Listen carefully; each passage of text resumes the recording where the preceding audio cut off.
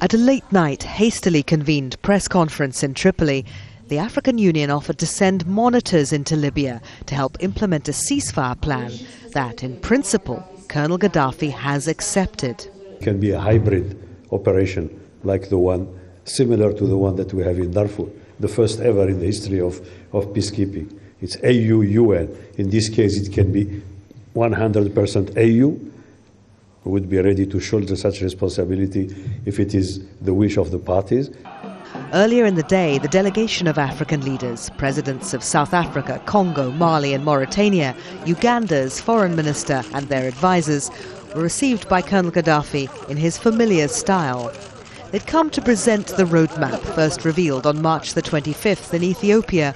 It calls for an immediate ceasefire to protect civilians, humanitarian aid to reach both Libyans and foreign migrants, especially Africans, dialogue between the two warring sides, a transitional period of government where all parties work on forming democratic institutions, and political reforms which all Libyans want. What it does not call for is Colonel Gaddafi to step down. That's one of the reasons this delegation was welcome here. Muammar Gaddafi has been very generous to many African governments, and Libya has invested heavily in African business.